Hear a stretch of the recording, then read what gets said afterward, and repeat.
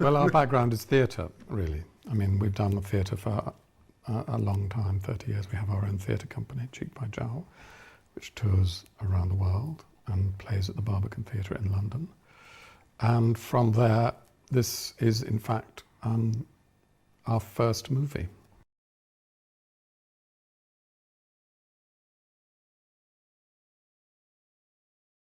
I first read Bel Ami in translation when I was 18. I was at school, and it's so shocking, and it's still shocking. It's about this cutthroat young man who's very beautiful and discovers he's got one commodity to sell, and he basically seduces powerful women up the tree of French society, mostly connected with the newspaper industry. So he uses sex, really, and their huge attraction for him to get to the top of the pile. And it's an unremitting world. And at the end, he gets the lot. And so there's no comeuppance for him at the end. So it's an incredibly subversive story. It's de Maupassant at his most savage and ironic, and it's very ironic about the media. And the other thing about the story is it has so many modern parallels. It's about the manipulation of the media. It's about a government illegally invading an Arab country for their natural resources and lying to the people. It's about how the media colludes or doesn't collude with that. It's about sex, celebrity, and it's about how somebody can get to the top with really very, very little talent.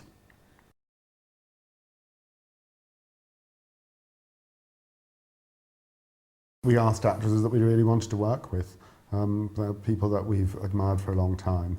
Kristin Scott Thomas, we've known of old, and Uma and Christina and Rob, we'd admired for a long time. There's also Cole Meany, a wonderful Irish actor who plays Monsieur Hussein, and Timothy Walker, who plays the wonderful solicitor, and Philip Glenister, who plays. There's wonderful, wonderful actors in it, and it was so thrilling to have a great big acting piece for them to get their teeth into.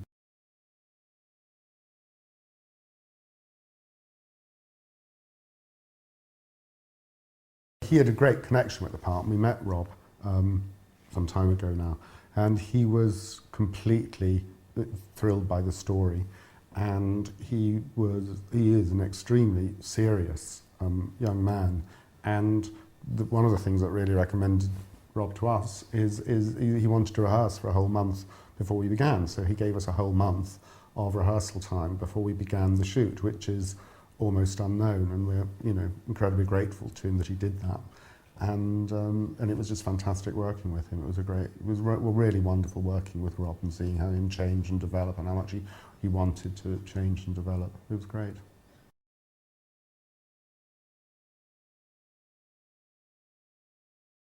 They're absolutely great. It was just, they're all so different. It was just absolutely fantastic to see them all arriving one after another. And they're all incredibly professional and actually great fun. And they've all got really sort of wicked senses of humour in their very, very different ways. So, Robert Pattinson, Uma Thurman, Kristin Scott Thomas, Christina Ricci is very different people. And we had a ball. We had an absolutely wonderful time because everybody was so different. And also because the material was so fantastic. It was like a really good script, really good meaty material, really good roles. Everybody felt that they were being stretched. Nick and I were being stretched. It was our first movie. But Kristin, Christina, Uma and Robert, I think they'd all agree, were doing things they hadn't done before. And that was what was so thrilling about the whole thing, that we were, it was like terra incognita for a lot of us. So we went boldly forward into this cruel world of Bel Ami.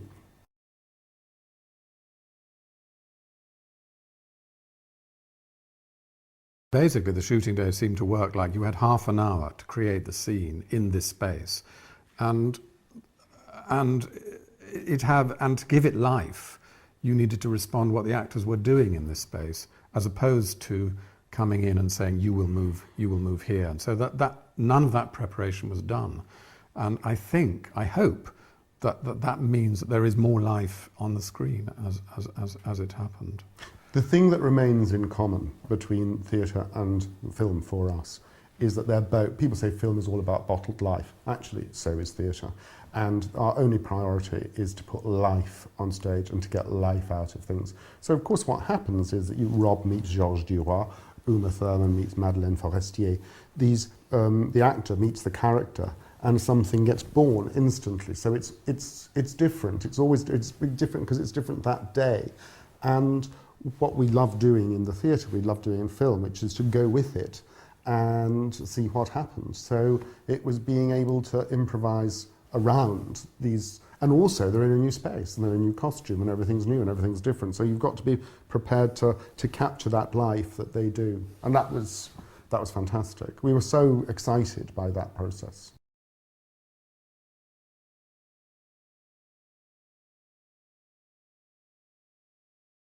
What's wonderful is the craftspeople you work with in film, and that the amount of detail that goes into the recreation of the newspaper, the graphics, the tiny little props which feature. I mean, that, and the work there is just phenomenal, and the people involved were just amazing.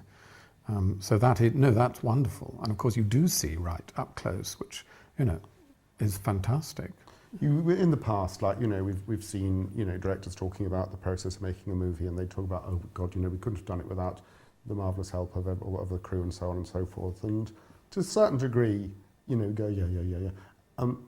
But now that we've seen it, I mean, we are so moved. I mean, it's like a newspaper in shot. There'll be 3 different people saying, we've investigated the 1890 way that the Figaro was printed. Here's one sort of type, here's the other. And actually, we've mocked this up for you so that you can tell the difference between these different. And after a while, it's actually incredibly moving, because these people aren't paid a lot. And the perfectionism and the incredible love of what they do is so moving. It's quite humbling, really.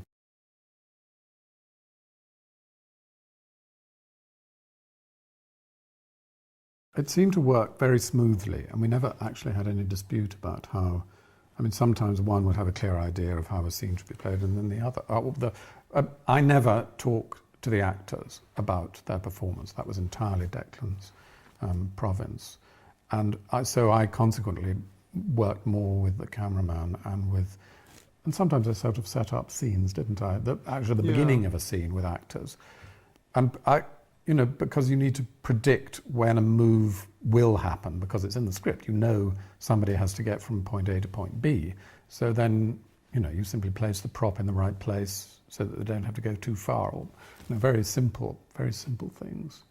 But what I thought was quite strange in a way, Nick, was that when we're working in the theatre, it's not like we're both directing at the same time. Nick's the designer, and he designs the space. And within the space that Nick gives me, I will then move the actors. So that's, does all the costumes and whatever. And this time we worked together, and suddenly, within one day, a whole new relationship between us was born. We were working as co-directors, and we found another way of working together that was quite instinctive, and it was quite joyful for us, actually.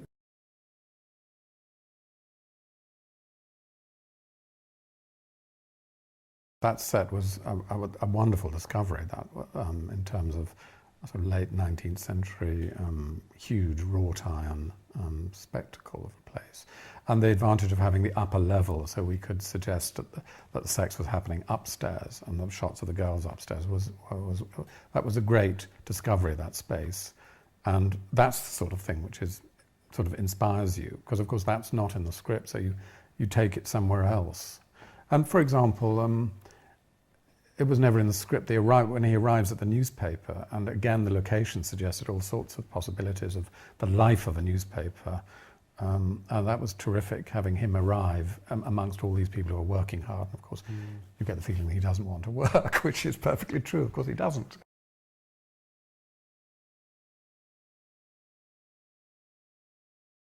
I don't see myself as a teacher. I see myself as a coach. And, they can do things I can't do, and I'm just sort of there to help them realise their full potential. And no, he absolutely changed. He wanted to change, and he wanted to do something that was very, very different. And to begin with, the rehearsals were challenging for him, and that's why he went to do it. But, fair play to him. It's very moving to give, up, so because he's so in demand and so on, to actually clear his diary, come and work, and every day sort of seeing him change. Was really extraordinary.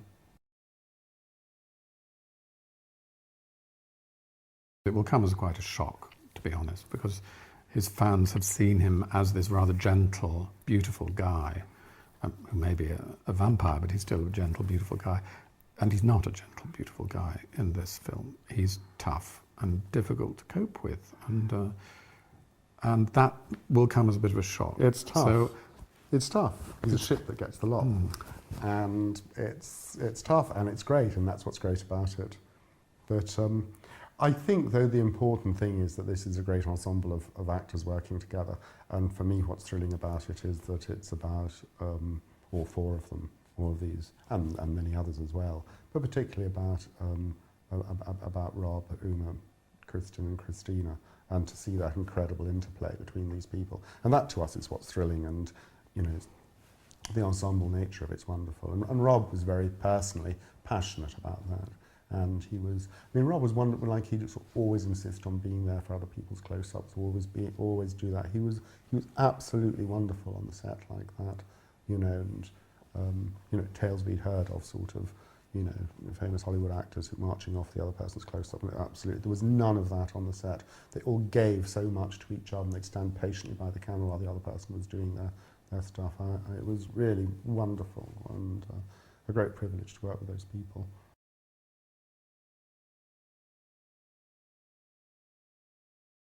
absolutely loved it. The whole the process with the actors of the shoot, finding the locations, working the locations, improvising, having to think very fast. And we completely got, because it's funny enough how we've done theatre, is having to change things at the last moment and having to make split-second improvised decisions, which is what filming is all about. And actually really good theatre, I think, is about that, because you have to improvise on the spot, really, and change things at the last moment. And we're good under pressure like that. We enjoyed that. It was fun.